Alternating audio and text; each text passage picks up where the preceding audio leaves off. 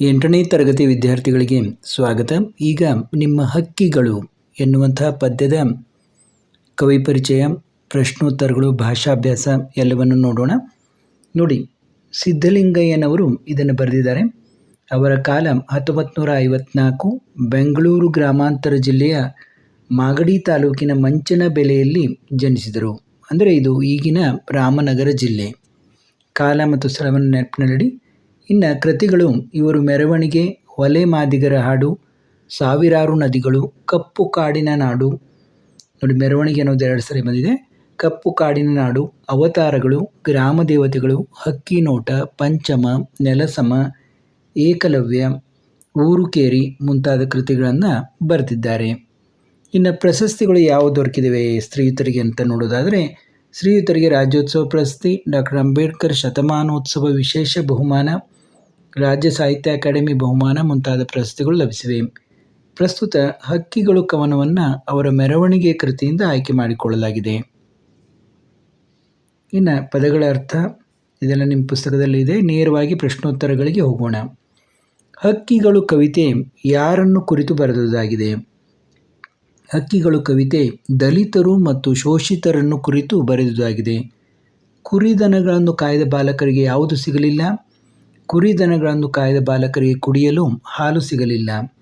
ಎಂಜಲು ತೊಳೆದವರಿಗೆ ಏನು ಸಿಗಬೇಕಾಗಿತ್ತು? ಎಂಜಲು ತೊಳೆದವರಿಗೆ ಗಂಜಿ ಸಿಗಬೇಕಾಗಿತ್ತು. ಗಿಡಗಳ ಜೊತೆ ಬೆಳೆದವರಿಗೆ ಯಾವ ಭಾಗ್ಯ ಸಿಗಲಿಲ್ಲ? ಗಿಡಗಳ ಜೊತೆ ಬೆಳೆದವರಿಗೆ ಓದುವ ಬರೆಯುವ ಭಾಗ್ಯ ಸಿಗಲಿಲ್ಲ. ಬಾಲಕರು ಚಳಿಯನ್ನು ತಡೆಯದೆ ಕುಸಿದುದು ಏಕೆ? ನೋಡಿ, ಬಾಲಕರು ಎಂಜಲನ್ನು ತೊಳೆದು ಬಳಿದು ಗಂಜಿಯನ್ನು ಕಾಣದೆ ಗುಡಿಗೋಪುರಗಳ ಬಣ್ಣಗಳಾಗಿ ಚಳಿಯನ್ನು ತಡೆಯದೆ ಕುಸಿದರು ಅಂತ. ಅಂದರೆ ಕೇವಲ ಅವರು ಕೆಲಸವನ್ನು ಮಾಡಿದರು, ಆದರೆ ಅವರಿಗೆ ಕುಡಿಯಲಿ ಗಂಜಿ ಕೂಡ ಸಿಗಲೇ ಇಲ್ಲ ಅಂತ. ಆದ್ದರಿಂದ ಅವರು ನಿಶಕ್ತರಾಗಿ ಚಳಿಯನ್ನು ತಡೆಯದೆ ಕುಸಿದರು ಅಂತ. ಬಾಲಕರ ಕನಸುಗಳು ಹೇಗೆ ಕಮ್ಮರಿ ಹೋಗಿವೆ? ಬಾಲಕರ ಕನಸುಗಳು ಬಿರಿಯುವ ಮೊದಲೇ ಕಮ್ಮರಿ ಹೋಗಿವೆ. ಅಂದರೆ ಹೂವು ಹೇಗೆ ಬಿರಿದು ಅರಳುತ್ತದೆ, ಆ ರೀತಿ ಅವರು ಅರಳದೆ ಬಿರಿಯುವ ಮೊದಲೇ ಕಮರಿ ಹೋಗಿವೆ ಅಂತ. ಇನ್ನು ಕೆಳಗಿನ ಪ್ರಶ್ನೆಗಳಿಗೆ 3-4 ವಾಕ್ಯಗಳಲ್ಲಿ ಉತ್ತರಿಸಿರಿ ಎಂದಿದ್ದಾರೆ. ಹಕ್ಕಿಗಳು ಕವಿತೆಯಲ್ಲಿ ಬಾಲಕರು ಯಾವ ಯಾವ ಅವಕಾಶಗಳಿಂದ ವಂಚಿತರಾಗಿದ್ದಾರೆ? ಹಕ್ಕಿಗಳು ಕವಿತೆಯಲ್ಲಿ ಬಾಲಕರು ಹಾಲು ಕುಡಿಯುವ, ಓದುವ, ಬರೆಯುವ, ಗಂಜಿಯ ಕುಡಿಯುವ ಅವಕಾಶಗಳಿಂದ ವಂಚಿತರಾಗಿದ್ದಾರೆ.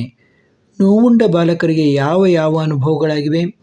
ನೋವುಂಡ ಬಾಲಕರಿಗೆ ಬೆಟ್ಟವ ಹತ್ತುವ, ಇಳಿಯುವ, ಪಾತಾಳದ ಕರಾಳ ನೋವನ್ನು ಕಾಣುವ, ಕುರಿಗಳ ದನಗಳ ಕಾಯ್ದು ಮೇಯಿಸುವ, ಗಿಡಗಳ ಜೊತೆ ಬೆಳೆಯುವ, ಎಂಜಲು ತೊಳೆಯುವ, ಗಂಜಲ ಬಳಿಯುವ, ಉರಿ ಬಿಸಿಲಲ್ಲಿ ಉರಿಯುವ, ಬಿರಿಯುವ ಮೊದಲೇ ಬಾಡುವ.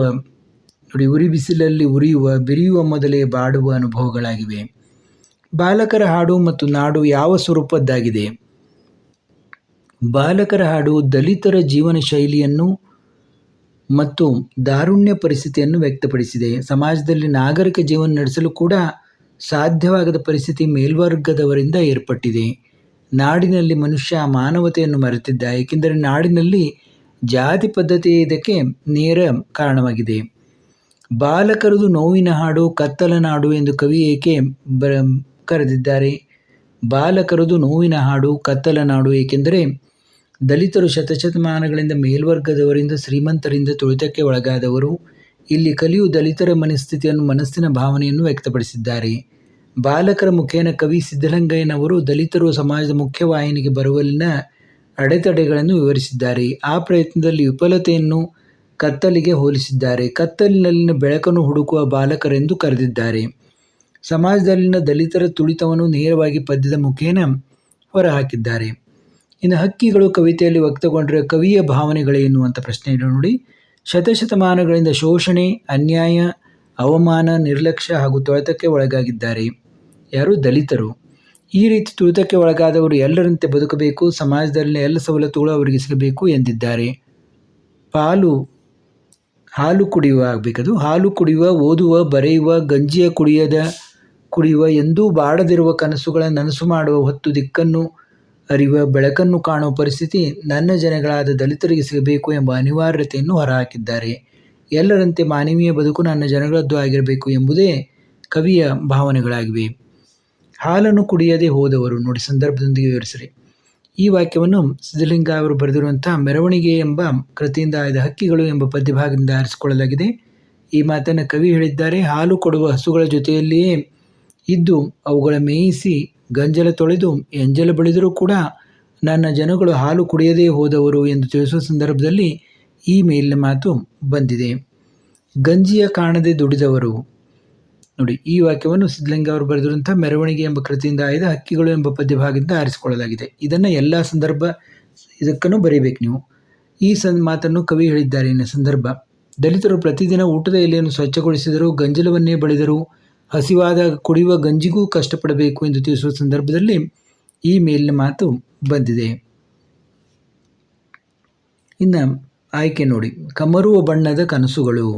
ಈ ವಾಕ್ಯವನ್ನು ಸಿದ್ಧಲಿಂಗ ಅವರು ಬರೆದಿರುವಂಥ ಮೆರವಣಿಗೆ ಎಂಬ ಕೃತಿಯಿಂದ ಆಯ್ದ ಹಕ್ಕಿಗಳು ಎಂಬ ಪದ್ಯಭಾಗದಿಂದ ಆರಿಸಿಕೊಳ್ಳಲಾಗಿದೆ. ಸಂದರ್ಭ: ಈ ಮಾತನ್ನು ಕವಿ ಹೇಳಿದ್ದಾರೆ. ಶೋಷಿತ ವರ್ಗದವರು ಎಲ್ಲರಂತೆ ತಾವುಗಳು ಬಣ್ಣ ಬಣ್ಣದ ಕನಸುಗಳನ್ನು ಕಟ್ಟಿಕೊಂಡವರು, ಆದರೆ ಆ ಕನಸು ನನಸಾಗುವ ಮೊದಲೇ ಕಮರಿ ಹೋಗುತ್ತವೆ ಎಂದು ತಿಳಿಸುವ ಸಂದರ್ಭದಲ್ಲಿ ಈ ಮೇಲಿನ ಮಾತು ಬಂದಿದೆ. ಬೆಳಕನ್ನು ಅರಸುವ ಹಕ್ಕಿಗಳು. ಈ ವಾಕ್ಯವನ್ನು ಬರೆಯಿರಿ.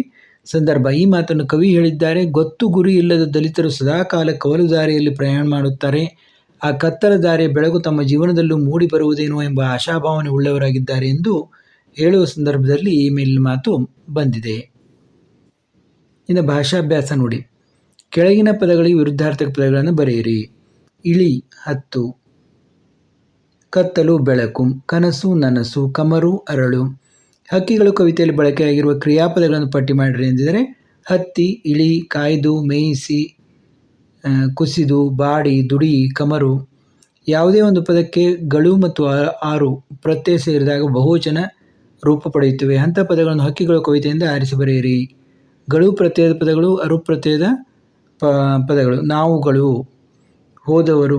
ನೋಡು, ನಾವುಗಳು, ಹೋದವರು, ಕುಸಿದವರು, ಹಕ್ಕಿಗಳು, ಪಯಣಿಗರು, ಬೆಳೆದವರು, ಕನಸುಗಳು, ದುಡಿದವರು, ಹೂವುಗಳು. ಈ ಕೆಳಗಿನ ಪದ್ಯದ ಭಾವಾರ್ಥ ಬರೆಯಿರಿ ಎಂದಿದ್ದಾರೆ. ಕುರಿಗಳ ಕಾಯ್ದ ದನಗಳ ಮೇಯಿಸಿ ಹಾಲನ್ನು ಕುಡಿಯದೆ ಹೋದವರು, ಓದುವ ಬರೆಯುವ ಭಾಗ್ಯವು ಸಿಗದೆ ಗಿಡಗಳ ಜೊತೆಯಲ್ಲಿ ಬೆಳೆದವರು. ನೋಡಿ, ಶತಶತಮಾನಗಳಿಂದ ಶೋಷಣೆ, ಅನ್ಯಾಯ, ಅವಮಾನ, ನಿರ್ಲಕ್ಷ್ಯ ಹಾಗೂ ತೊಳೆತಕ್ಕೆ ಒಳಗಾಗಿದ್ದಾರೆ. ಕುರಿ ದನಗಳ ಕಾಯ್ದು ಮೇಯಿಸುವ, ಹಾಲು ಕೊಡುವ ಹಸುಗಳ ಜೊತೆಯಲ್ಲಿಯೇ ಇದ್ದು ನನ್ನ ಜನಗಳು ಹಾಲು ಕುಡಿಯದೇ ಹೋದರು, ಓದುವ ಬರೆಯುವ ಭಾಗ್ಯವು ಸಿಗದೆ ಗಿಡಗಳ ಜೊತೆಯಲ್ಲಿ ಬೆಳೆದವರಾಗಿದ್ದಾರೆ. ಇಲ್ಲಿ ಕವಿಯು ದಲಿತರ ಮನಸ್ಥಿತಿಯನ್ನು, ಮನಸ್ಸಿನ ಭಾವನೆಯನ್ನು ವ್ಯಕ್ತಪಡಿಸಿದ್ದಾರೆ. ಬಾಲಕರ ಮುಖೇನ ಸಿದ್ಧಲಿಂಗಯ್ಯನವರು ದಲಿತರ ಸಮಾಜದ ಮುಖ್ಯ ವಾಹಿನಿಗೆ ಬರುವಲ್ಲಿನ ಅಡೆತಡೆಗಳನ್ನು ವಿವರಿಸಿದ್ದಾರೆ. ಎಂಜಲು ತೊಳೆದು ಗಂಜಲ ಬಳಿದು ಗಂಜಿಯ ಕಾಣದೆ ದುಡಿದವರು, ಕುಡಿಗೋಪುರದ ಬಣ್ಣಗಳಾಗಿ ಚಳಿಯನ್ನು ತೊಡೆಯದೆ ಕುಸಿದವರು. ಬಾಲಕರ ಹಾಡು ದಲಿತರ ಜೀವನ ಶೈಲಿಯನ್ನು ಮತ್ತು ದಾರುಣ ಪರಿಸ್ಥಿತಿಯನ್ನು ವ್ಯಕ್ತಪಡಿಸಿದೆ. ದಲಿತ ವರ್ಗದ ಬಾಲಕರು ಎಂಜಲನ್ನು ತೊಳೆದು ಬಳಿದು ಗಂಜಿಯನ್ನು ಕಾಣದೆ ಗಂಜಿಯ ಕುಡಿಯುವ ಅವಕಾಶದಿಂದ ವಂಚಿತರಾಗಿದ್ದಾರೆ. ಗುಡಿಗೋಪುರಗಳ ಬಣ್ಣಗಳಾಗಿ ಚಳಿಯನ್ನು ತಡೆಯದೆ ಕುಸಿದರು. ಕವಿ ಸಮಾಜದಲ್ಲಿನ ದಲಿತರ ತೊಳೆಯುತ್ತವನ್ನು ನೇರವಾಗಿ ಪದ್ಯದ ಮುಖೇನ ಹೊರಹಾಕಿದ್ದಾರೆ. ನೋಡಿ, ಇಲ್ಲಿಗೆ ಈ ಪದ್ಯವನ್ನು ನೋಡಿದೆವು. ಮತ್ತೆ ಮುಂದಿನ ವಿಡಿಯೋದೊಂದಿಗೆ ಭೇಟಿಯಾಗೋಣ.